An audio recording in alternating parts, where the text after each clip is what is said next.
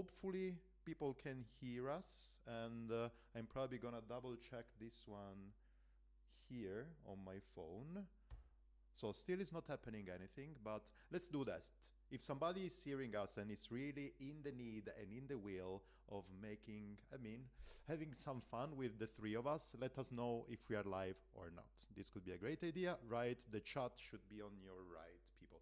In the meantime, I'm here and I'm here, but on the sides of me, on top of me, there is Beccy, should be here. No, this is Josh, this is Beccy. Beccy and Josh. Yes. Do you really want to talk about hairs here? Thank you. Even if I have my winter beanie. Sorry if I'm a bit distracted, but this is the truth on how things are happening. We are live, people, so it's official. So why we are here? I would say that I don't know why we are here, but who was the idea? Josh, what's your idea?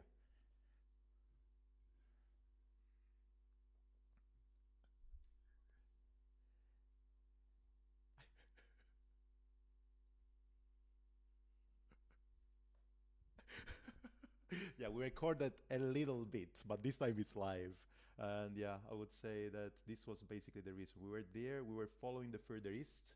And yeah, basically we were there talking a lot of weird things, and but with a lot of opinions, and that's the good thing. Anyways, you are not gonna get any opinion from me here. I hope. That's okay. I hope for. I know that I will start. They were saying a lot of things. On the other side, so Josh is here. Beccy, you are in Chile on the other side.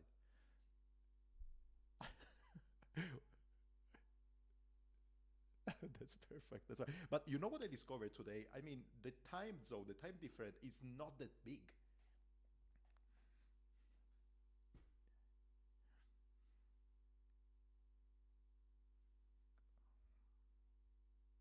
Yeah. What time is it there?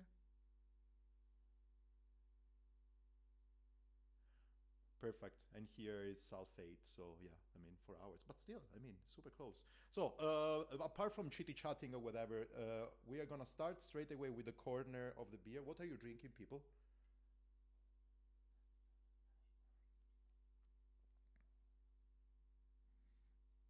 Perfect. What do you have, Beccy? That's perfect. So I have water.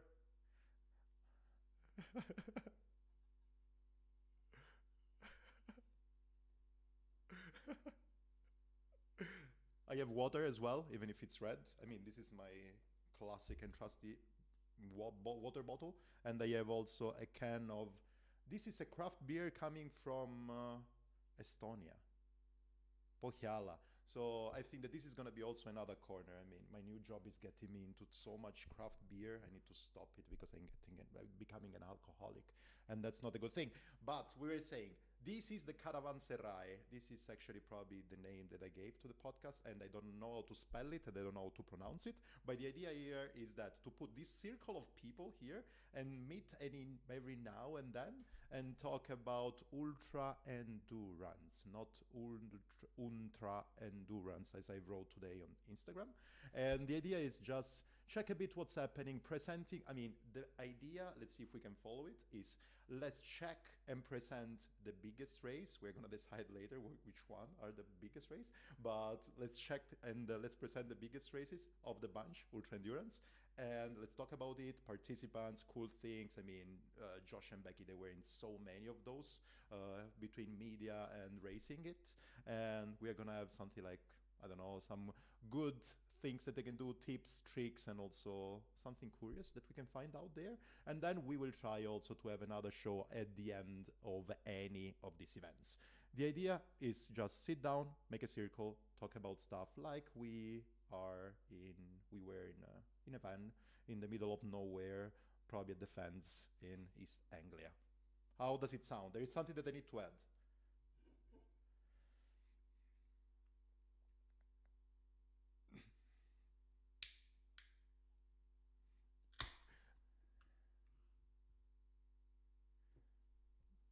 Yeah. Yeah. No, I mean it was kind of interesting, especially when I saw at a certain point Josh driving and putting his head out of the window to get a bit of fresh air because yeah, the situation was getting a bit tired and tiring. But it was like, I mean, what was actually, I think that we sang a lot. The song that was actually around the car for quite a lot was Becky Knows It. Saturday night.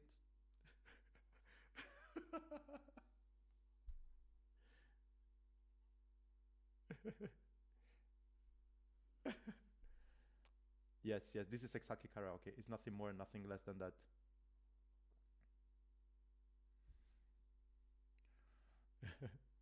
So people, so people, something that I have to tell you is this one is the first episode, so it's a lot of trial and error. And why I'm saying that because again, Josh, I think I'm super sorry, but your sound sounds a bit crappy again. Um, Say something. It's still okay, the same. If you plug in and plug out, it's still the same. I think that the headphones are a bit old. Can it be?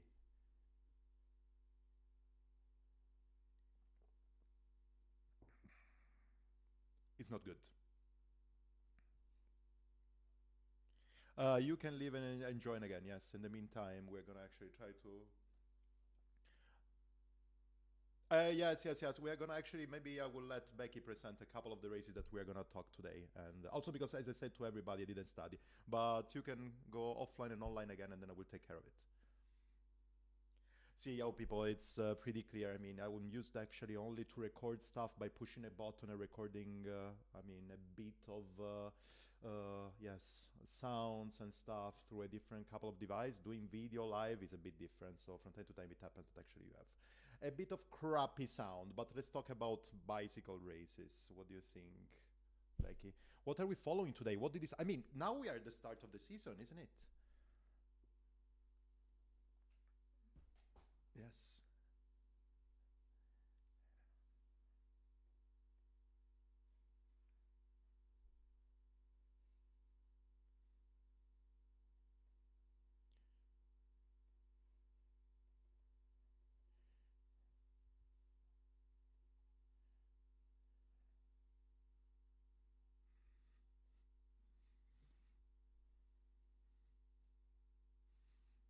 I don't know. I'm not English speaking, so I don't know. It's a verb. I love that. Actually, you got back into the recordings exactly the right moment, Josh. That's great.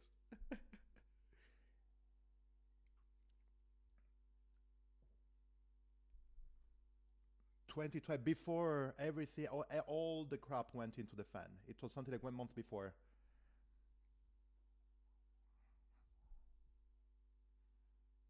Mm-hmm.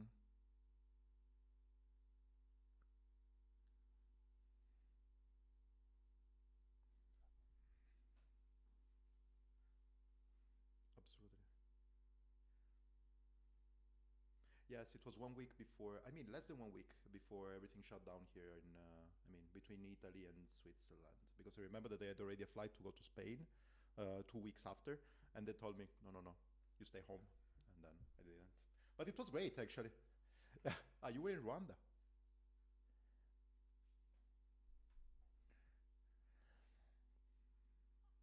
Could be.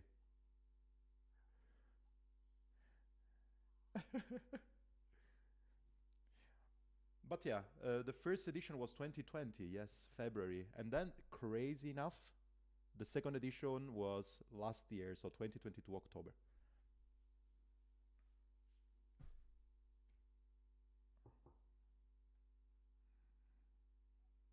Hmm.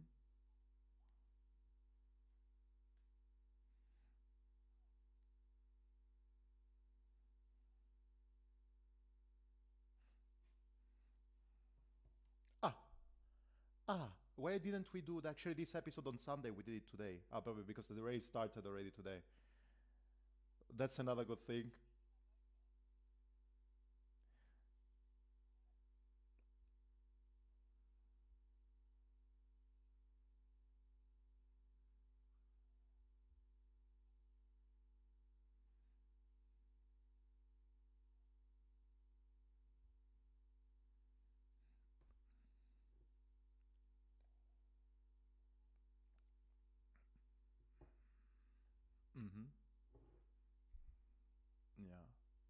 No, yeah, that's super great. And actually, something that is super weird is that actually, I mean, it's weird because the time that we were there, it was 2020. I remember that we arrived there in Morocco and then we started the race. Anyways, I spent most of my time in shorts. It was also mid-February, stuff like this. And I spent really most of my time in shorts. But October this year, there was a huge storm. I mean, Josh should know something about it with a lot of rain and stuff. We all remember your photo. Basically, completely sinked into a river that usually is not a river, but is just a riverbed. And this year seems like there's gonna be some snow, isn't it?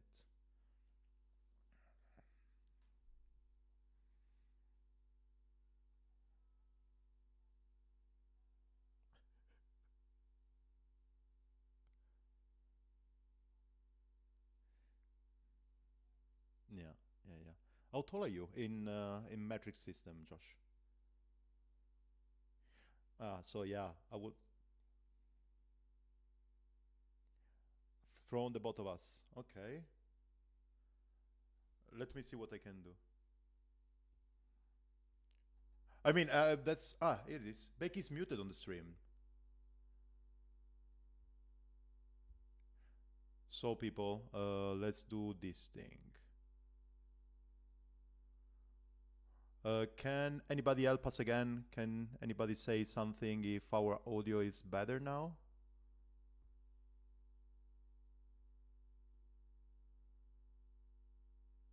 Josh as well is muted because Josh is not talking. I think that's I think is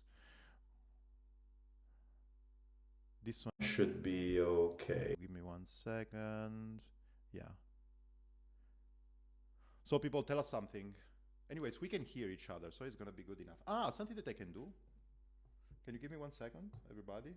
Or if you want, you can talk, and I'm gonna actually double check directly on my phone. I have phone with headphones. Let's see how things are. Yeah, exactly.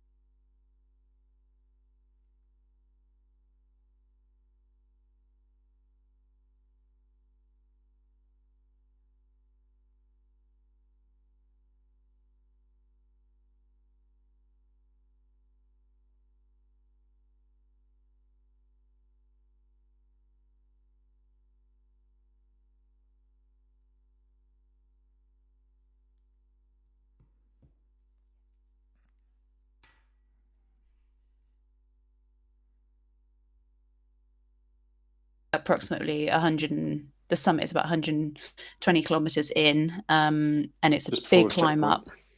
Yes, and then the descent down. Tell us about the descent down to the first checkpoint, Josh. Well, before that first main climb, actually, I think the two hardest climbs of the whole race. Well, certainly my memory were the first two because there's a tarmac climb before you kind of cross the main road and then start that long high dirt road, which is Yeah. just it's on tarmac, but it's super steep. And I remember I was just in my first gear, just riding pretty hard just to get up the thing, and there was people cracking everywhere, and just I overtook loads of people.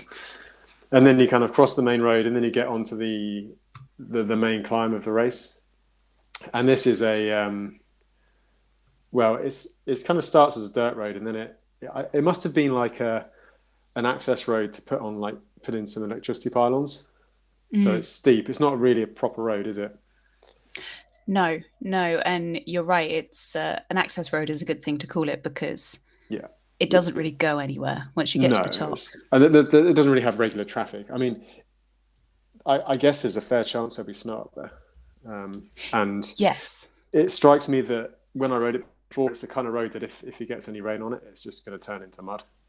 And it's super hard to ride up. I mean, it's like full effort in the easiest gear just to get up the thing. So I imagine there might be a fair bit of walking there in the night, and then you get to the top, and then the descent is probably best described as a goat track. I don't know, a hiking track, I'd say. A mule track. Yeah. It is rideable if you're a very competent mountain biker. I probably got down, I'd probably say 85-90% of it.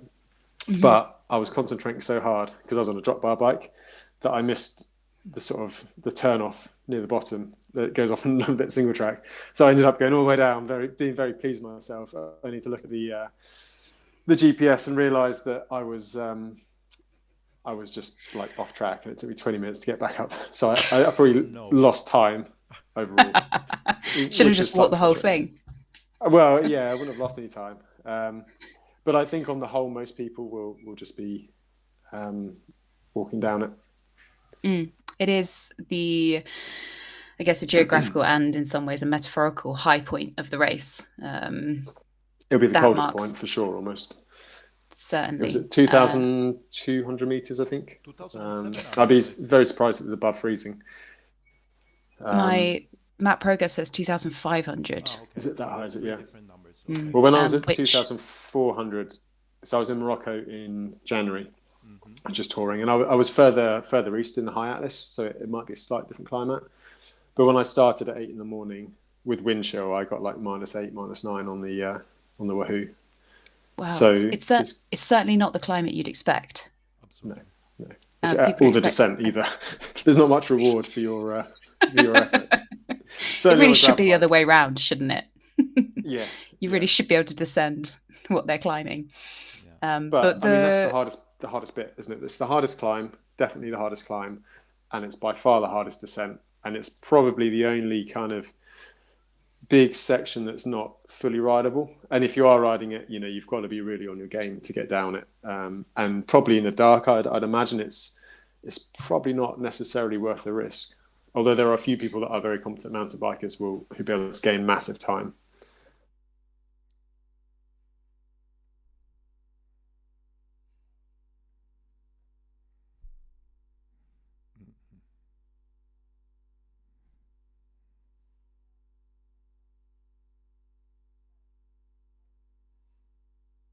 He did when he hit the 4th parkour on last year's TCR was puncture. So sometimes maybe the rumours aren't true. Too confident. Yeah. But also he went out very hard, didn't he? So that'd be interesting to see how it kind of I mean, in theory it's a race that's short enough to go out fairly hard, but it is quite attritional. So I think it's going to be interesting, because I think almost the stronger the field in these kind of things, the more the front runners are tempted to push harder. Yes. And we saw it last year. I mean, in the third day, look how Marin ended up leading. He was in 3rd place, and then the 2 guys ahead both pulled out with mechanicals. Oh, wow. Actually, no, Justinas crashed, didn't he? Yes. But I think they were both probably going too hard to manage the effort. And Marin was just sort of sitting there being sensible. A crash is a good indicator that you've lost some concentration, or you're more mentally fatigued than the others around you, because not everyone crashed on that spot. So you can kind of deduce that Justinas was the cause of the crash, not the track. He went quite hard, quite early. I mean, when we saw each other, there was obviously the big river that was in flood, so the race got sort of paused temporarily. So I was rubbing my hands with glee because I just caught up with the front runners. And Justinas I had a good chat with him actually in the cafe, and he was getting quite worked up because he had the opposite to me. I was pretty much the last person that got into the cafe. I guess as the back end of the front of the race. And obviously he'd been there for a couple of hours, and he was getting quite worked up with the fact that he was sat there and everyone was catching him. But I do really feel for him in that moment. But from a dot watcher's perspective, those kind of momentary armistices are so exciting. Oh yeah. Because did it feel like it effectively neutralized the race? Not really, no, because everyone just took their own place again. My opinion is, if you're strong enough to ride off the front like that, because Justinas had a decent gap, you're not suddenly going to lose the ability to ride away, and you've had longer to rest and to sleep and to eat food. So I don't think it necessarily makes a difference that early on in the race physically, but I think that was the start of Justinus's demise, because he was already like stressing about it, and I think he probably felt the urge to push on more, maybe kind of, you know, not eat so much because you're more concentrating on riding hard, and these things kind of they up over the course of time.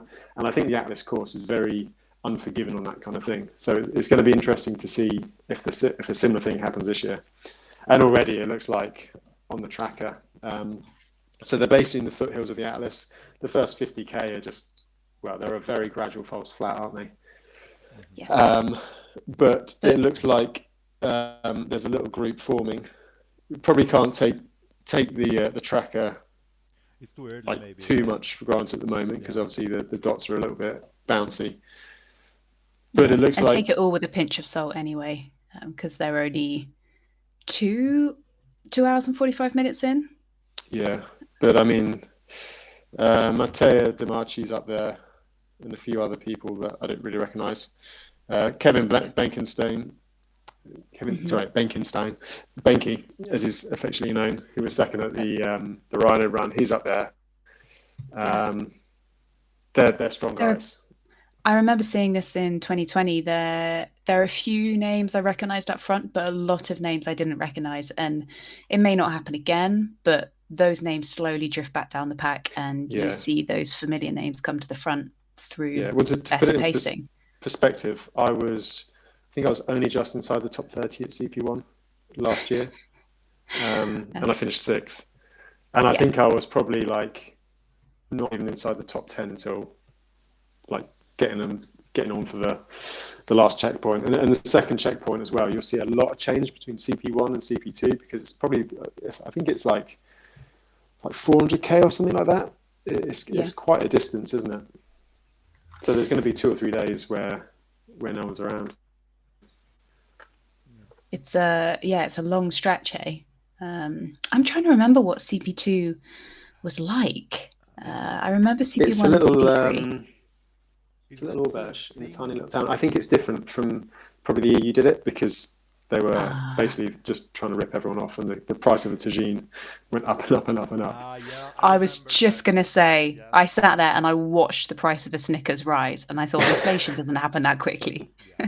You've just found your chance. And so, unfortunately, the front runners got a good price, and the slower riders got completely ripped off at times. I think until the organisers stepped in. Yeah, so essentially they changed it. I'm pretty sure it's the same one. It was just a little auberge, and it was pretty good. I think I had a shower there. I got a tagine, and you could get like the usual resupply. But there is the interesting thing to keep an eye out. It's at the top of a canyon, and it's an amazing descent down, like a steep, twisty canyon road. But the checkpoint is about a K off the turning down the canyon. And last year, a few people missed the checkpoint and just carried on straight down the road, and then it's a long climb back up. So did they do a Josh Ibbett and miss the turning? I don't miss turnings. So you do have your confession. Yeah. So but that's a little way away. I mean, that's over halfway through the race. But in the immediate kind of tonight, I guess the race is going to establish itself. Getting up and over the high point, down the go track, and to the checkpoint, you know, is there going to be snow up there? If there is, I guess it makes a lot of potential to, you know, crash on rocky stuff. I mean, it's quite, the rocks are quite loose in places, so they kind of move around on your wheels. So you've got to be quite relaxed. But if there's ice and snow and stuff, it could make it very slippery. And a good point you made earlier is about some people will be hitting that. The front runners will probably hit it in darkness. There is, would you say, about 12 hours of darkness, 12 hours of light at the moment in Morocco, which is a long time for darkness. I think a lot of us Europeans... Maybe about 11 hours, I reckon. So when I was there in January, it was getting dark about 6:30, 7. And, well, like proper dark, as in you could still ride until that time without lights. And then it was getting light about probably 7 a.m. like So some of the front runners will take that descent in the dark, inevitably 100%. losing time. They may follow your route as well, Josh. They may miss the turning.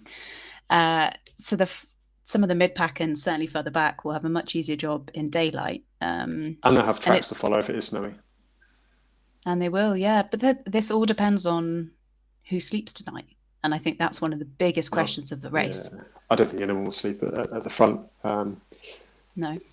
Well, they don't anyway. I did it last year when we started at 9 a.m. I mean, it's and it is such a relatively short race. I have it written down that for the past two events, the winners have come in 3 days 18 and 3 days 21. So it is unlikely they're going to give away 2 to 3 hours on the first night.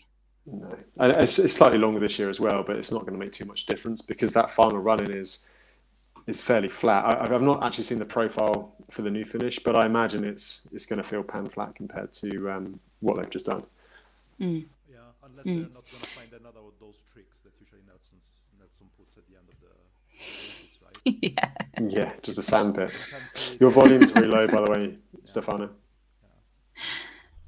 Stefano, has the recording been okay? You've come into the chat and you've left Josh and I to it for a couple of minutes. No, yeah, I was a bit worried you'd come in. Hopefully everything is fine. It seems like my sound is not perfect, but actually we'll ask to the chat if everything is okay. But seems good now. If I hope that I fixed something. You were discussing people about the fast riders and all the strategies there, but maybe that's a question that I would ask to the both of you, because I mean, we all see, as you were saying, Justinas last year probably going a bit too far with sleep deprivation and getting fatigued pretty soon, and then I don't know, probably it was just bad luck, but I don't know, probably of course the lack of sleep could actually have influenced also his crash.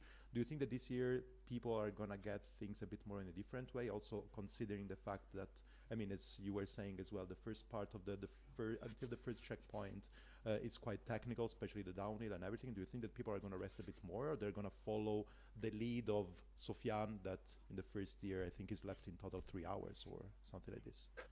I think there might be quite a clear split between people who've done it before, especially people who did it was it 4 months ago? Mm-hmm. So Justinas, there's people like Stephen Laharic, he was 5th. You know, these guys have it fresh in their minds, so it's kind of easier to kind of base your tactics around it and know where you can sleep and what's available. However, it is starting quite a bit later, so that will kind of throw the timeline out a little bit. Yeah. And the other thing to consider, if it is super cold, which it looks like it is much colder than it was in October, it was getting down to kind of 3 or 4 degrees at night in October. But when I was there in January, it looks like it's similar conditions, and you really didn't want to camp out. So our rider's going to, or is it more sensible to push to checkpoints and try and stay there, or have they got warm enough kit? Yeah. You know, because I think people think it's a nice, warm, sunny race, and probably is normally, but the weather's cold and there's a massive cold front. And if you go on the map and click on the weather icon, you can just see that it's just a massive blue, cold front of air across the whole of the Atlas.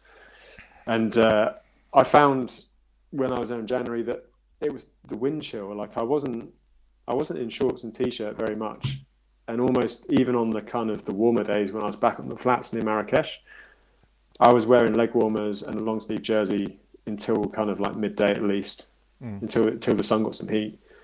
And that was on the southern side of the northern side of the mountains. Maybe it'd be warmer once you get through the Anti-Atlas and onto the edge of the Sahara. I suspect it will be. But I think these first few days will really kind of set the precedence for the race. I mean, they do anyway. It'll be the combination of who can deal with the cold and who doesn't kind of go too hard, because there is a tendency for, especially blokes, you put a lot of guys on the line, the start line, and call it a bike race, and they're going to smash the crap out of each other.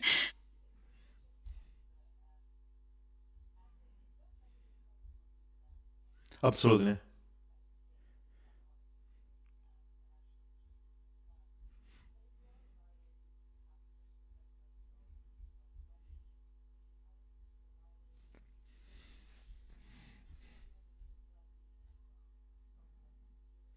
Mm-hmm.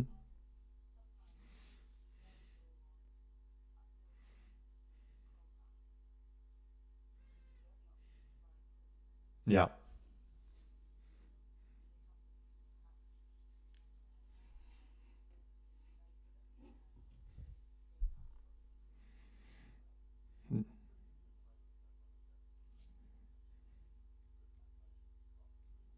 Yeah.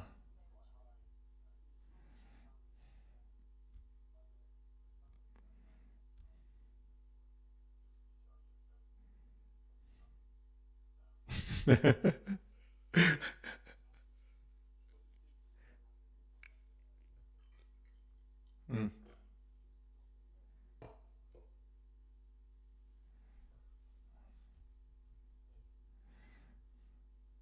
Mhm.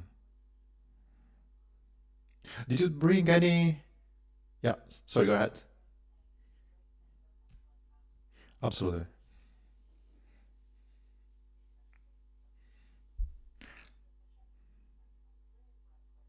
Yeah.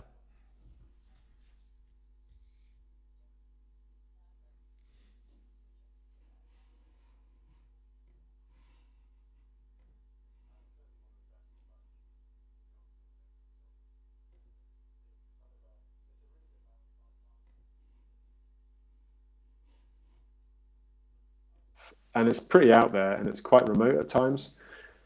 But you kind of, just when you're like on the edge of it being a bit too remote, you come to a checkpoint and there's like, you can get a nice meal and it's inside. And if you really want to sleep inside, you can, and you can get stuff. And it's quite, it's, you know, it's not a million miles away from us here in Europe, you know. Obviously, Beccy, you're quite a long way away, but me and Stefano. But it kind of, it's culturally, it's very different, certainly in the sort of further south. You know, you don't just have a convenience store in every town. You're talking like you're buying from the local shops, and they don't have much. There'll be bread and there'll be biscuits, and there won't be like every different kind of Haribo. There'll be kind of a few like individual sweets you can buy. So I think Nelson preps some of the small villages en route, because we saw it in 2020. A couple of the backmarkers were turning up to places and there were just really limited options because all the front runners had just cleared these places out. I don't think that happens so much anymore. Yeah, I think they kind of understand it a bit, and Nelson does a really good job of communicating about the race, but it doesn't really make it any easier because you're still sustaining yourself on, well, basically your little cakes and bread, and then the best food you can get really that's available everywhere is an omelette. You can always get an omelette. Mm-hmm. Sometimes you can get cheese in it, but the cheese is the little cheese triangles, which isn't really proper cheese. They kind of float in the middle in a big lump. I have it here in my fridge, by the way. Is the smiley cow, I think it's called. Laughing cow, isn't it? Yeah. Laughing cow, yeah. But omelettes, I mean, there's not much in terms of carbohydrates and energy in them. So you're just eating bread. Yeah. And if you're gluten intolerant, then you're screwed, really. Mm-hmm. Like I came back super lean in October, like probably, you know, lost 2 or 3 kilograms during the course of the race with dehydration as well. Yeah, in 4 days, right? 4 or 5 days. How long did it take for you? Yeah, it's crazy. 4 days for me, pretty much, I think. Yeah. Just over, maybe. Yeah. I wanted to ask you, last time that you, I mean, I should know it because we actually produced together a podcast, but did you bring any sleeping kits last time? I went quite heavy. Well, not really. I went comfortable because I knew I wanted to sleep because I get quite grumpy when I don't sleep. Yeah. So I had like a hooped bivvy. We know, Josh. Yeah. Yeah. Yeah. Anyway, I'm trying to tell everyone about my sleeping gear. None of your gossip. So I had a hooped bivvy and like a 3/4 roll mat and a sleeping bag, which I probably could have got away with taking less. I felt overpacked compared to a lot of people at the front. But if I was doing the race now, I would feel quite smug that I'd have a nice warm sleeping setup because I don't know, it's funny because the sport's evolving and there's more people coming into it who don't necessarily have a background in, you know, outdoor like sports, like being in the mountains. They're coming more from a cycling background, so they don't necessarily understand the kind of intricacies of kit. And they see people like, for example, Sofian, taking him as an example, ride the whole thing and not sleep. And just have like a foil blanket to keep warm in. And they don't keep you warm. Like, and it's fine if it's kind of fairly warm and it's kind of, a warm edition. But if it's below freezing, you're going to have proper sleeping kit, because otherwise you're just going to use so much energy trying to keep warm, and that's going to affect your performance.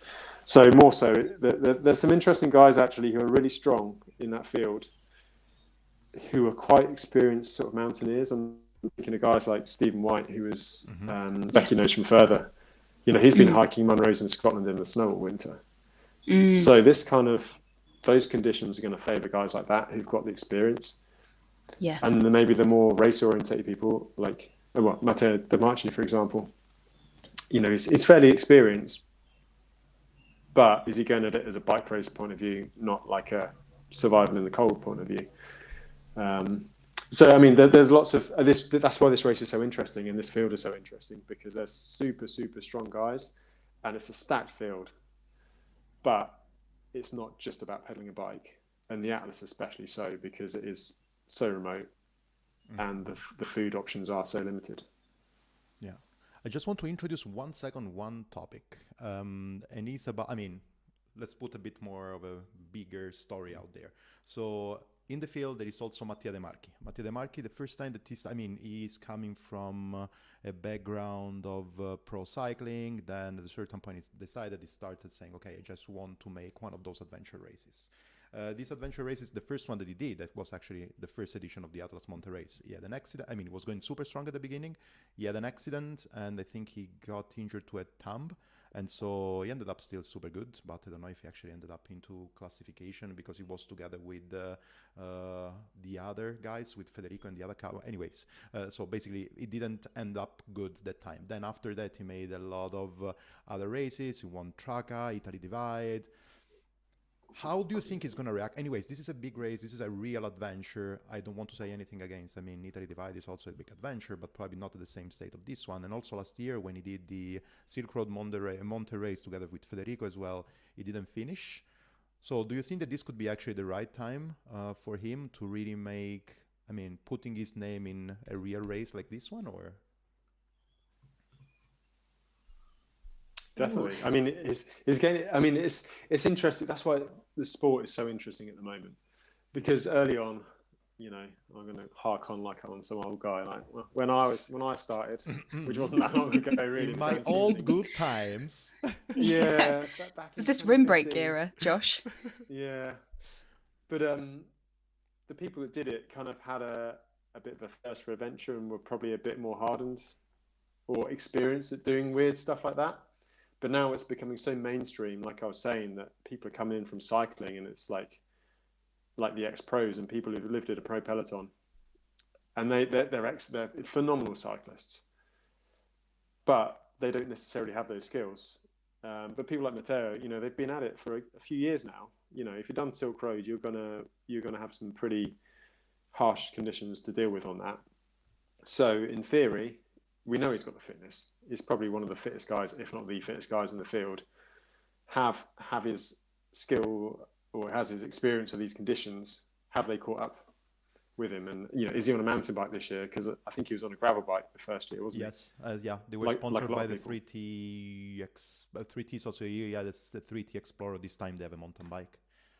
Yeah, and it's a mountain bike course. I did it on a drop bar 2-9er type thing, and I probably should have done it on a mountain bike, in all honesty, just because there is a lot of road. So a gravel bike is going to be faster at times, but the off-road, it's not super technical apart from like the first descent. But it's just rough. It's rough, and there's a lot of scope to hit loose rocks, especially when you're tired. Ask Justinas, or ask, I can't remember who pulled out from second. Well, first and who was second last year? Was it the French guy? He's riding a Santa Cruz anyway. He was on a full sus mountain bike, and he split both his tires and had to pull out. That was on the old Colonial Road descent. Full sus. Yeah. So Wow. there's a lot of scope for ripping tires, for mechanicals. So some of the mountain bikers, might be a bit gung ho, like, yeah, I'm going to make loads of time on these descents. But when you're tired, when you're cold, it takes one like a couple of mil to the wrong side of a rock, and you can split the sidewall like that, and then there's no bike shops there. You can't just get a spare tire. Yeah. Mm. So It's something we saw Scotty and Ernie do in the first year. They were racing as a pair, and they'd raced Silk Road the year before, and I think they'd come 5th overall as a pair, which is so high for a pair in their first race. But something that they said that I thought was really interesting was that they are both former pro roadies. They are super quick riders, and they came in on these pretty, say, small gravel bikes. I think they were hardtail Framus, but drop bar bikes, pretty narrow tires. And what they'd done is they'd equipped themselves to their strengths, knowing that they're fast riders. But what they actually should have done is equip themselves to their weaknesses. So gone with a bigger bike that compensates for their lack of off-road riding, because I think in the end I believe it was Scotty's sidewalls that were the undoing of their race. And this is a perfect example of riders who should be aware of their weaknesses and should be able to equip themselves to compensate for those. Because like Josh says, you can go faster on a descent, but on a hardtail, but it takes one puncture to undo all that time you've made up. And the energy as well. And the stress. I wouldn't want to ride a gravel bike down there. I mean, I've been talking to Blenky, actually. He's been asking me a few questions. So I met him at Rhino Run, and I was like, he's like, do I put a fork in my bike? He's like, yeah, 100%. And he's on kind of like a 2.9 drop bar type thing, because that's what he's had. I was like, yeah, you need everything you can. And then there's guys like Stephen White, who we just discussed. He's super strong, maybe not super experienced, but he's a good outdoor kind of outdoorsman, mountaineer. But he's on a gravel bike, and actually, I passed him. The first time I met him properly was at Further Pyrenees, when he just absolutely cased a rock and was complaining that his hump wheels had punched again. I was like, well, I've just followed the trailer sealing down the track for like 10 meters. So, and I specifically saw that rock, and I was like, why is there loads of white sealant over it? And went round it, and it was just like a big pointy thing. But that's the classic track that you're going to find in Atlas. So he's going to have to be really, really careful on the descents. But he's a strong guy. So it's going to be interesting. And then, like saying, there's the experienced guys. Like Stephen Leherrick. He was 5th last year. I rode with him for a little bit, and he's super, super strong. He's not like a super skinny mountain goat, but he's just a solid, strong guy. And he's determined as well. Am I right in saying he does have a bit of a mountaineering background? I think so. He looks like he kind of should have climbed a few mountains in his time. Is he weathered, Josh? Possibly. He's got a bit of a beard, I think, so it must be cool. Weathered and wise. Yeah. So I mean, it's gonna be cool. And then of course there's the women's field, which is also pretty interesting. It's a similar kind of thing. It's people like Molly Weaver, ex-pro, world tour rider. In theory, she is the fittest person going in the women's field. Yep. I would have thought. Yeah, I would agree with that. She looks like she's fairly high up on the tracker at the moment, and she's good at FKTs on a mountain bike and stuff. But how does her experience translate versus someone versus someone like Gail? Exactly. Molly has started GP Jura twice and has not finished it both times. Once, I think, due to a crash and an injury, and then the second time due to testing positive for COVID. But you're right, she's a great example of a former professional roadie who's turning their hand to bikepacking. And she seems to be aware of what she doesn't know. I don't ever get the impression that Molly thinks it's an easy win for her. No. Elsewhere in the women's field, Gail Brown. She's going to be well prepared for this kind of like low supply kind of. This is probably the perfect race for Gail, because she is the queen of snacks. If you'll notice, she's got panniers on her bike, guaranteed full of food. She's given me full permission to mock her for quite how much stuff she's carrying, because I think a couple of people have looked at her when she's starting races and thought, is she doing this self-sufficiently? Because she carries so much stuff Yeah. You wouldn't believe it. She has panniers full of food, and she was messaging about how she's been shopping for food in Morocco, and she's got packs of marzipan and dates, and that's not light. So she's carrying a lot of stuff. But it's not stupid either, because I think a lot of riders get caught. I mean, I was a little bit surprised about how little food there was out there. Yeah. There's just not much, and you know, I mean, Gail's, you know, fastest woman on GB Duro, fastest woman on Highland Trail 550. GB Duro was the self-sufficient one. You know, it doesn't just happen by luck, and she probably admits to not being. I was going to say she probably admits to not being. You go first. Exactly, Beccy. I say Beccy. I'll drink my beer. Exactly, go Beccy. Stop him. Races like GB Duro and Highland Trail favour riders who make good decisions. And thanks. I've said about Gail before, if every rider made as good decisions as Gail does, race organisers would sleep a lot better, because she is just so measured and calculated. If at times a little risk averse, but she has vast time mountain experience. It's the mountain experience versus the cycling experience. I think she probably class herself more as a kind of just an outdoor person than a pure cyclist. Absolutely. Similar to Jenny Tuff. They're just outdoors mountaineers. They're not more than they are bike riders. Whereas Molly Reaver is a bike rider. Yeah. She's a pedigree bike rider. Yeah. It's the clash of the worlds, isn't it? And that's why the Atlas is such a cool race, because there's actually a hell of a lot of pedaling on it. And there's some big long road sections where if you can get down and be super like aerodynamic on some like aero bars, you're going to gain a lot of time. And if you can climb really well, you'll gain a load of time. But then if you kind of have to go slowly or puncture or ride your bike, some people just ride their bike heavy and just hit stuff. And that's when you get mechanicals and punches. There's no point being aero or fast if you're going to lose 10 minutes on a puncture. So it's interesting. It's going to be fascinating. Yeah, to see whether a bike racer wins or a more well-rounded athlete wins.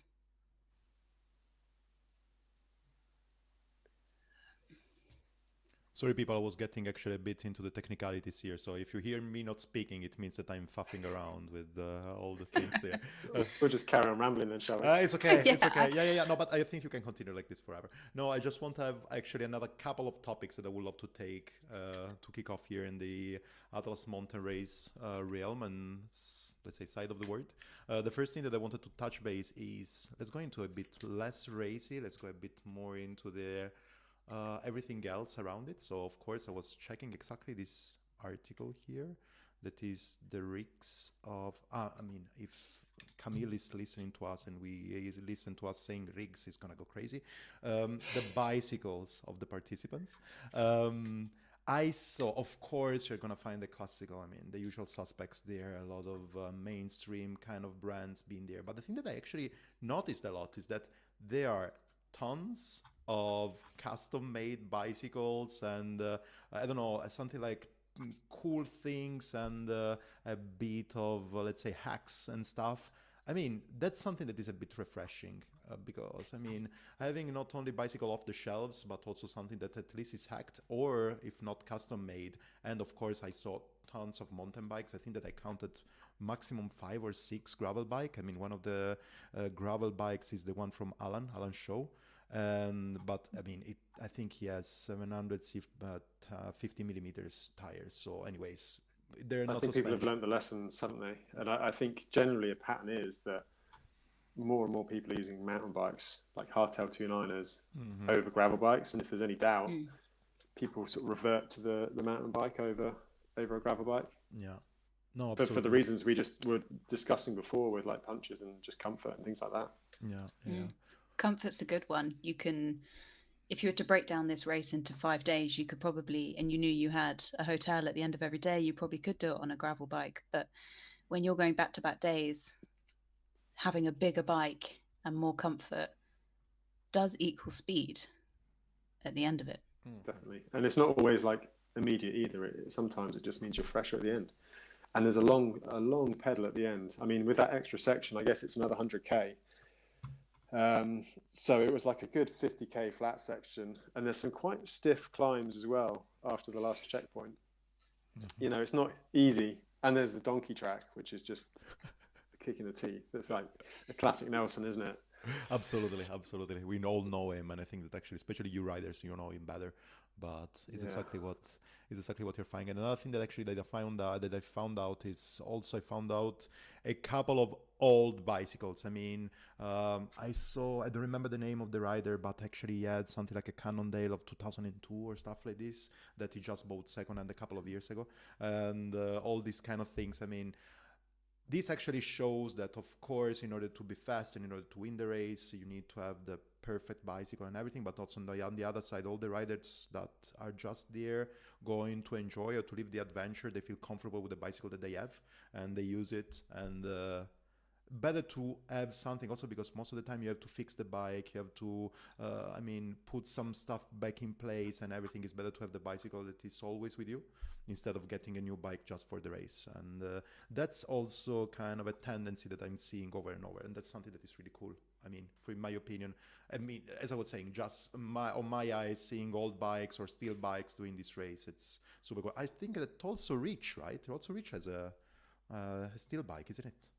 Yeah, he's got a new bike. He's on a orange P7 hardtail, which is a bit more of it's almost like a trail bike. Yeah. Probably a little bit too much bike, but he loves it and it's comfortable. And I think that's the thing. If you're comfortable on the bike you have, then it's the right bike, isn't it? Yeah.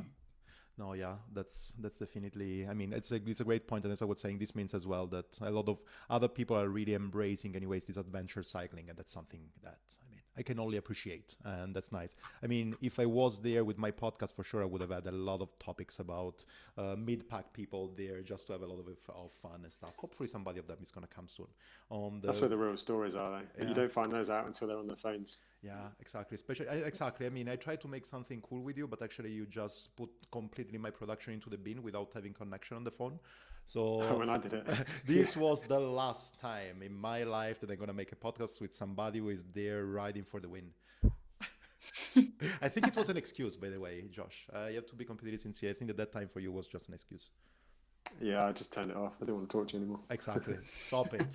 I just there to do something else.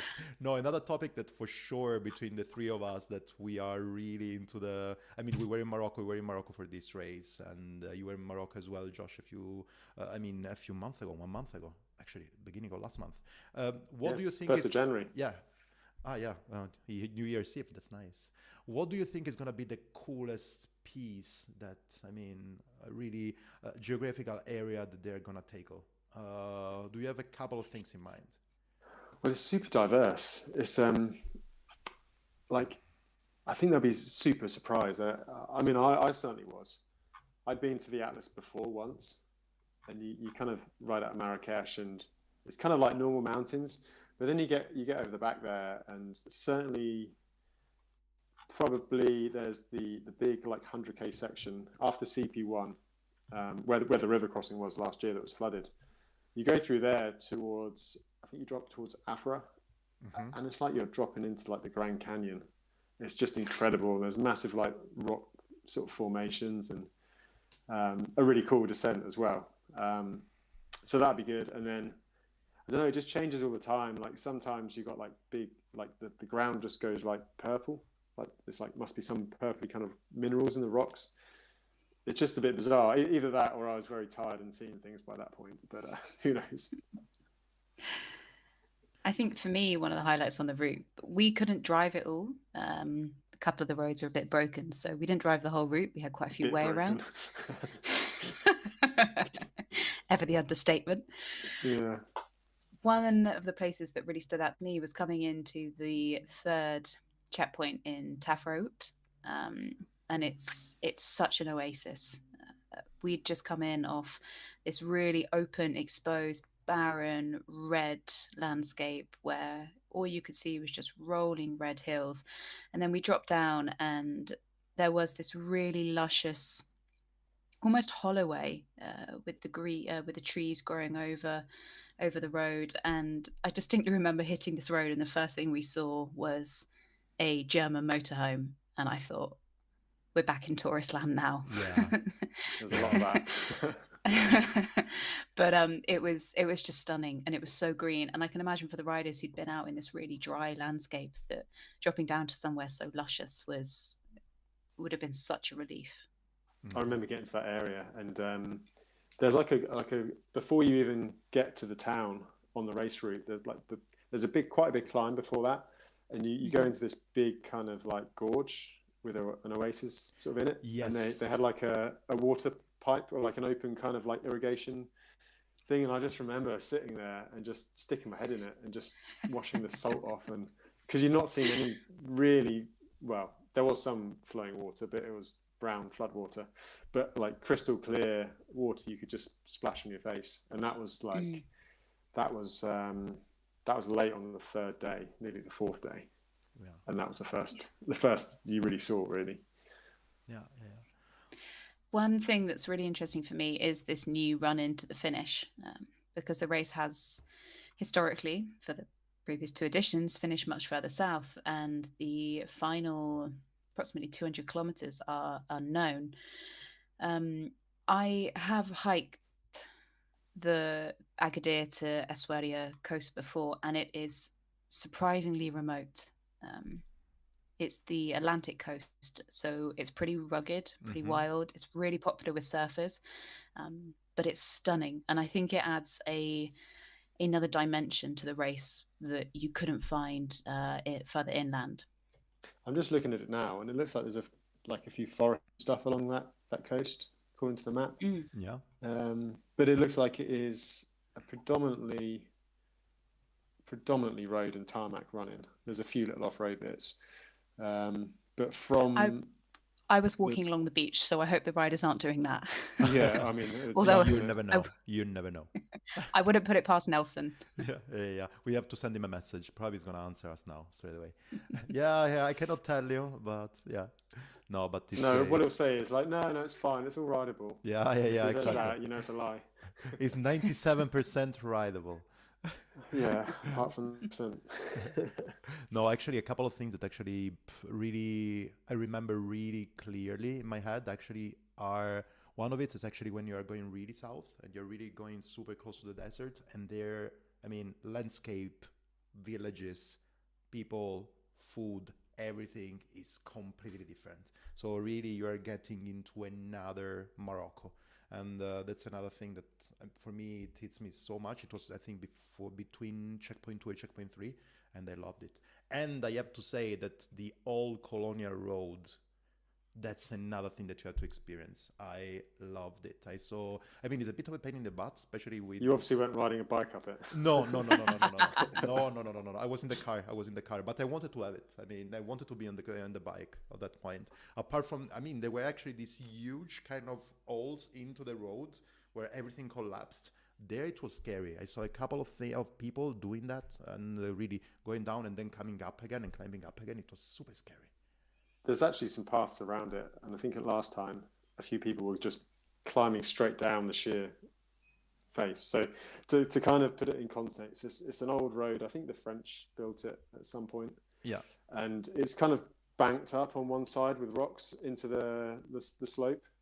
And at certain points, obviously, there's kind of ravines or something, and it's just washed away. So there's like a sheer cliff and a gap of about probably 20 meters between the two sides of the road. So you can't drive there.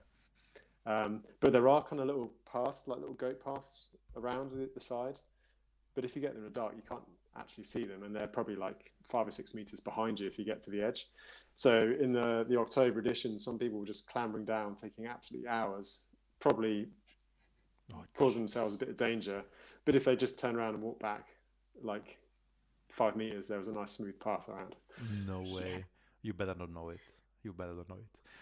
Well, people, just to close up the round, talking about the Atlas Monte race, we cannot say, if you want to say it, go ahead, be my guest. I'm not going to say that.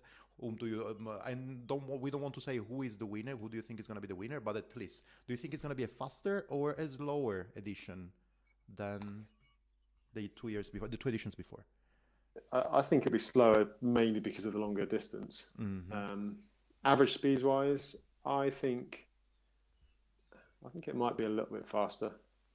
It depends really. I mean, there's a lot of guys who can really push the pace, but like we were saying, are they going to push the pace too hard too soon? A classic, yes. What do you think, Beccy? Well, looking at the tracker as soon as the race started, it was actually the snail who was winning. The snail is the marker that indicates the slowest allowed time to complete the race. But I guess I really don't think there is an obvious front runner. I think there are a handful, which is really exciting. I'm going to put Robin Jean-Paul's name in the hat because I loved the way he raced TCR, and I would love to see him go well. And Gail Brown is a personal friend of mine, so I'm going to put her name in the hat as well. That's great. That's very great. I think Gail can pull one out the bag. I think it's the she's got all the attributes that suit this kind of like attritional race. Mainly big paintings full of food. Yeah, I am firmly Team GB. Okay. I mean, it seems like anyways, Gail should be somebody to jump on the broom wagon anytime soon. And because, I don't know, talking about food and races and being so consistent in the racing and stuff, I think that we can have a lot of good stories to talk about. As I was saying, I'm not going to tell you my favorite. The only thing that I can tell you is just something like flagging somebody not in a positive, not in a negative.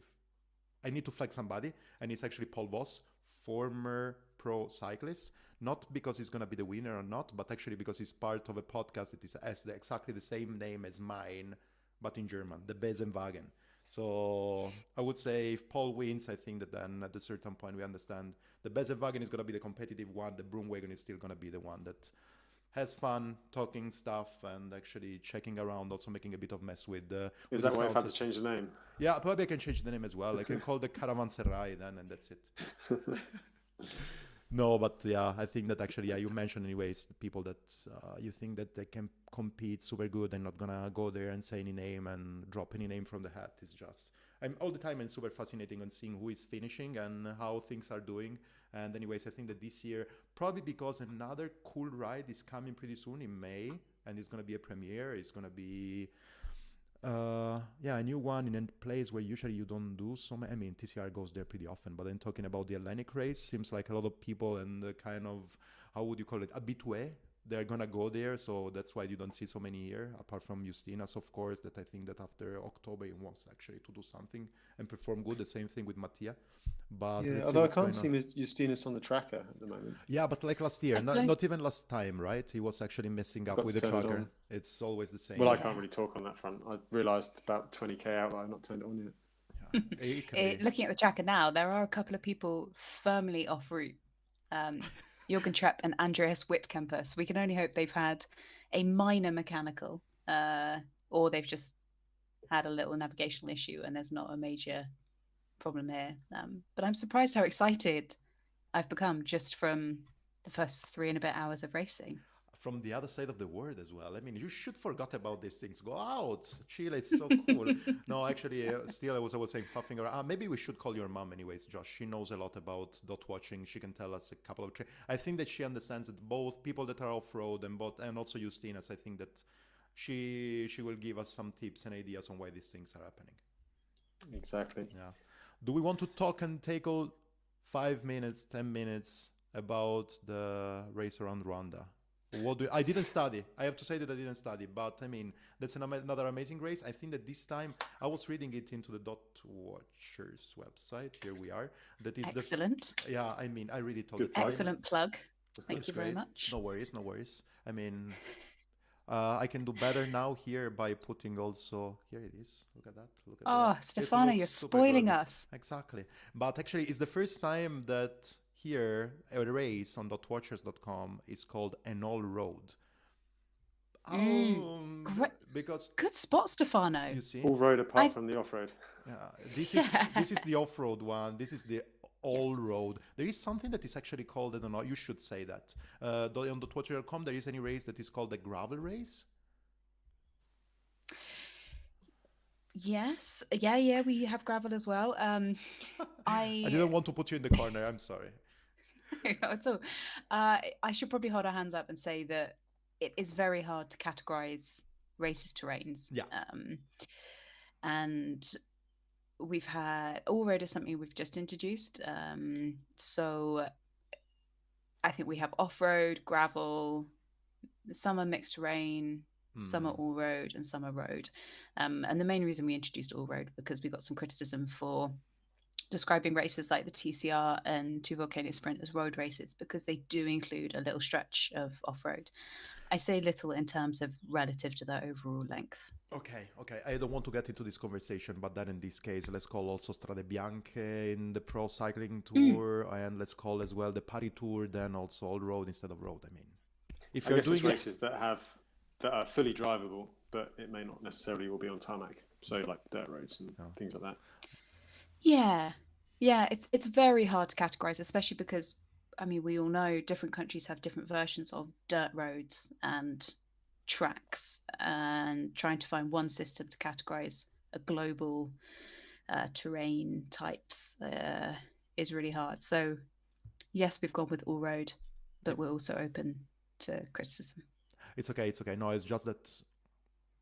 I mean, I said that I don't want to put opinions there, but all the time that we're using this kind of buzzword, and then gravel was one before, now there is all road before, I feel like really I don't know, I feel like caged into the marketing word that we don't really need it. I'm sorry for that. But I mean, I'm a marketing person myself, but from time to time it gets exhausting for me. I mean, it's a race around Rwanda. Let's keep it in this way. But I can completely understand what you're saying. I mean, races like the two Volcano races and as well TCR in the last years, you have some stretch that are actually on off-road. So, I mean, yeah, makes sense. So people know what they are looking for. And at the end of the day, also, Nelson's races, they're quite easy to identify because there's mountain in the middle. So we know that it's actually mountain bike, off-road, it's easy to spot. But yeah. Any idea how it's going actually with the race around Rwanda? I didn't check actually the participants and anything. I know. Well, there's been drama already because Ulrich is out there. Ulrich. Yeah. What's his surname? Bartholomew? I don't know how to spell his name. I mean, my German is what it is, but I know what you mean. Yeah. Anyway, Ulrich's there. Yeah. I think we all know him as Ulrich anyway. Yeah. But it looks like he's ill.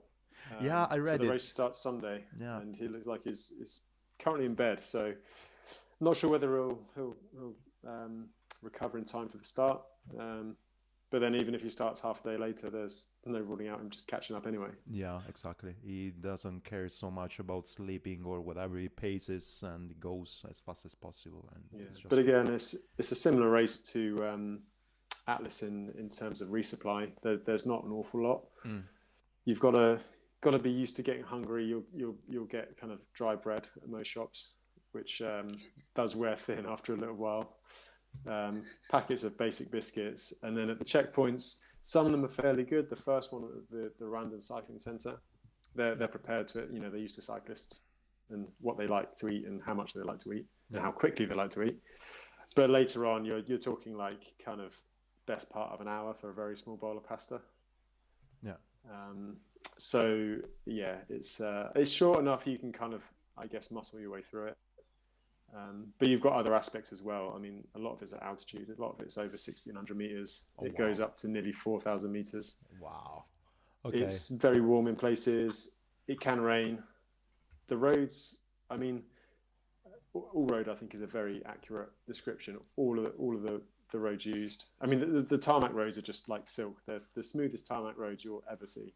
Okay. Oh, that's nice. And the off-road roads, or the dirt roads are very well used, and people cycle on them and ride motorbikes on them. You don't really see so many cars out there. Certainly not in the kind of the further, reaches of the country, which are generally not quite as, they're a bit poorer than Kigali and that kind of area. But yeah, it's a good race just for like, it's a pedaling race. There's not too much to worry about technically. You've just got to manage yourself, dehydration, altitude, getting enough food in, and you can almost do it. I think Justinas did it pretty much without sleeping last year. Wow. And Geoffrey Langat, again, I don't think he slept very much. I had a few naps, but nothing kind of substantial, just like hour naps here and there. But it's not really a place you want to sleep on the side of the road either, because there's just so many people. It's such a densely populated country. Okay. And you're just going to get it's hard to find somewhere to go to the loo. When you've got to go at the side of the road, and go for a wheel or something, it's just, there's people everywhere. So you're talking about it seems like you're missing it. It sounds like you're missing really being in Rwanda, especially on the part that you don't know where to go to the toilet. Yeah. But equally, it is cool because like the locals are great, the people are great. Yeah. And you're going to get beaten by like some dude on a bike with a bunch of bananas hanging off the back. They're phenomenal athletes without even being athletes, just because by nature they have to use bikes to get around places and carry heavy loads. And it helps probably that they live at like 3,000 meters, so they're quite well acclimatized. I remember getting overtaken by someone in India with a fridge on the back of their bike. No way. And nothing puts you in your place like that. No way. Do they offer you a cold beer? Yeah, I would have said no. No, carried it on. Probably was training for something. Yeah. So he needed a and then he won the Tour de France. Exactly. Yes. Yeah, it could be. No, but yeah, I mean, it's super interesting. And actually seeing also these two races quite similar on one side, but also probably with different exposure. If we can talk about exposure media-wise, at least for the thing that we're following, is anyway super cool. And I really hope that actually having this overlap, not complete overlap, but almost overlap, is going to actually probably carry also a bit of, let's say, a brighter light on the both of the races. And also because we are at the beginning of the season, so now people are just really there to get back on track. And actually, I think that, I don't know where I read it, but anyways, the cyclocross season is still there. So having already also some ultra endurance races, it's super cool. Yeah, it's interesting. I mentioned at the beginning of the podcast about how the season starts in Africa, and I guiltily just branded both the races as African races, but they look so different, don't they? And I think some of the photos that come out of the races are just so stunning because we just don't have those kind of landscapes. The Atlas and Rwanda look totally different to where we're all from. And I'm envious of Josh having ridden in both of those places multiple times in each of them now. Yeah, I have actually. Yeah. Quite lucky. No, but the colors. I mean, I think you're completely right. The photos that are coming out, the colors of the photos are just, I mean, this bright red and this bright yellow, and it's another level. I mean, I've still got like my socks stained red from Rwanda. To the dirt. The red around Rwanda instead of the race. And my jersey, I wore a pale jersey, and it's still stained. No, perfect. So people, what else? I don't know. I actually asked for questions here around, but nobody answered. Probably the audio got super crappy and nobody wants to. No, seems like. Is anyone actually watching? Yeah, if you want to get this thing on. I mean, let me check. But first of all, I need to. Something that I have to tell you is that actually I needed to make a little hack because seems like the audio was working only with a Chromie kind of tab on. So let me cover this one first. Then let me make the transition and let me see if somebody's watching.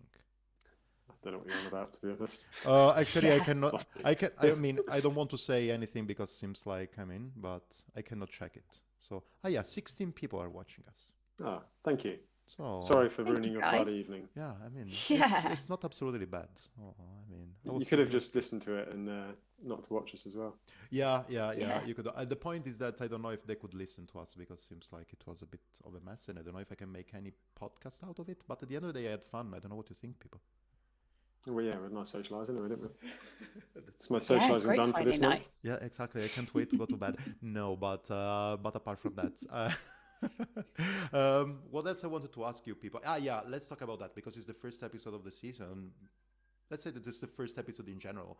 What do you have in plan for the next part of the year, cycling wise? Let's say, if you want to say also some personal stuff, open, but cycling wise, what do you have in mind, traveling, whatever? I know actually, Beccy, that you are going to the Pamir Highway or something like this soon, right? Yeah, so none of my plans are set in stone. So please don't hold me to any of them. But currently I'm in Santiago for probably about 6 months. And then I have a spot at Silk Road.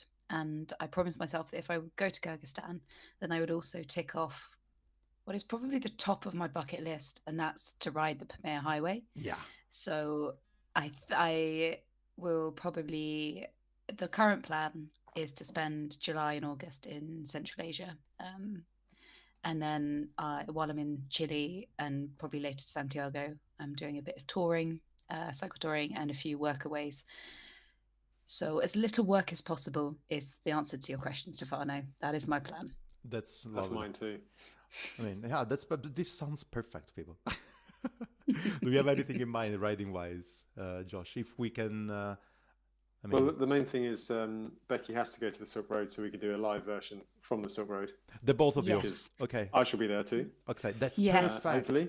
I can sit on the sofa anyways, and I'm gonna record you anyway. So you are gonna record everything, and I'm gonna decide what to put live and not. Yeah, and then you can just speak to my mum and get her to do it for This you. could be perfect. This could. I know actually how remote can be that area. I was there in 2019. It's wow. So for sure, I need to talk with somebody else, not with you people. Thanks. Josh and I will only be seeing each other at the start and the finish, though. I think it's fair to say we won't be anywhere near each other once the race starts. It's anyway enough. I can tell you it's anyway enough. I can tell you that also beer is not really bad there. And by saying not really bad, it means that it's acceptable. So the finisher's part is quite good. And vodka, of course. I mean, yeah. The heritage is there. What are your plans, Stefano?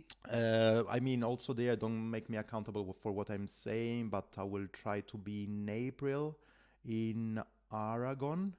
So to do the Border Bash, first edition there in Spain. I try to be there in all first editions. This is one of the things, but the biggest plan I'm planning for this year, hopefully I can do it, but I'm planning to do it. I want to make the Torino-Nice this year, finally. And nice. I mean, it's a nice place. You know me, right? If you know me, you know that I'm not the kind of person that can do races and stuff, but the Torino-Nice seems like an amazing adventure, a good starting point, and I love the mountains there. I mean, I think that part of the Alps is just stunning. I've been close by there from the Italian side and also from the French side quite a bit, but never linked the two cities. So these are the cycling plans. Let's see. Let's see. And anyways, Josh, I'm getting a daddy bike soon, so I can use it, and it's going to be a steel bike to do this as well. Without the kid, though. That's why you picked up all the steel bikes in the bikes of. I need inspiration. Yes. I need inspirations. I'm sure we talked about that at 2 a.m. in the van on further. Yeah. Could be. Josh, can you say what you're doing this year? Yeah, Highland Trail. What else am I doing? Oh, Pan-Celtic and Silk Road. Oh, wow. Nice. Packed. Pan-Celtic, it's pretty nice this year, isn't it? I mean, they're going also to France. Yeah, it starts in I think Somalia. So loop of Brittany and then ferry to Southampton, I think, or Portsmouth, I think it might be. And then it finishes in North Wales at the usual kind of finish line. So that should be good. Obviously, the guys at Albion support the race and support me. So kind of made sense. I wanted to do another road ultra this year. I've not done one for a while.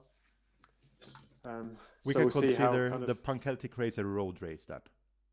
I think so. Well, maybe an all-road race. I have to ask Beccy. What do you think, Beccy? Shall I check here? Let me see. I think it is a proper road race, but don't quote me on that. In case anyone turns up with 23mm tires and finds themselves off-road. They have some pretty epic road races in Brittany, like the what's it called, the Trobon Leon or something. It's down all these little tiny farm tracks, which are basically like muddy farm lanes. So who knows? I can confirm anyways, Beccy. Here, .watcher.cc is Pan-Celtic race road race. Is it? Then yes. I wrote that. I stand by what I said. Yes. Perfect. I actually just noticed that there is this race that looks quite cool. Krakow Tarifa. That's nice. That's a new one. It's super long. Yeah. Anyways. It's from organisers who've organised a couple of races. And it's always exciting to see a new location, isn't it? Like the Hellenic Mountain Race. It's always exciting to see new location, new formats. Look, there it is. There's the calendar. Yeah, I'm exactly. I mean, it was before there as well, but it was super small. But it was the hack that I was doing, and now is the calendar. These are all road races. So yeah, There's yeah. so many. I mean, it's just exploded, isn't it? Like when the TCR was first created, there was basically like Tour Divide and TCR in 2013. Yeah. Not much more. Back in the day, was that Josh? Yeah, when I was a lad. When it was just you and Christoph. Yeah, and I was always second. Apart from when he didn't turn up that one time. Here's another person that we need to find actually to really get him into the podcast. And we need to ask Christoph if he wants to come over. Josh can make that happen. Yeah, just turn up at the start of TCR because he's normally there. He lives super close. Yeah, that's nice. Anyways, here we received a couple of comments. Ryan says that he's here, so thanks, Ryan, to be here. And All Road Consider should be Findlay, right? On Friday night. Yeah, I mean, yeah, these are the people. Probably he's gonna go riding tomorrow, and he's like actually probably take off from home and then arrive here in Switzerland in a couple of days, maybe 3. Or just go to the cafe and back. This could be also another good thing. That's what I would do tomorrow. All Road Consider, I think, is Findlay, and yeah. There's so many races in the list. I think he's picking up something to do there then. No, but yeah, seems like super interesting. Now, talking about us, I don't know what kind of races we are going to cover. I don't know what we are going to do next. I don't know. What do you know? I don't know. I actually know anything. Really nothing that I could know. I know it now. But yeah, let's see. We have to do the Highland Trail. Yeah, there's races most months now, isn't there? So yeah. I guess a once a month. Once a month can be doable. No, but the Highland Trail, I mean, this is a race that always fascinated me. But everybody, all the time that I say, yeah, I really want to interview the organizers, and everybody says it's not that easy actually to put him on the microphone. So maybe you can help me this time. Alan's a bit. It's not about the attention. It's just about putting on an awesome event and a really great route, which it is. So when it's going to happen, by the way? End of May. I think it's like the last weekend of May. 22nd or 3rd or something like that. Yeah. And this is still the weather there is super intense. It depends. It's just so changeable. You're not far off the shortest day of the year, are you? By that point. The both of you raced already, right? Raced in the loosest sense, Stefano. I would say Josh raced it and I rode it. I would say rode it all the time then, Beccy. I know absolutely what you mean. Cool, people.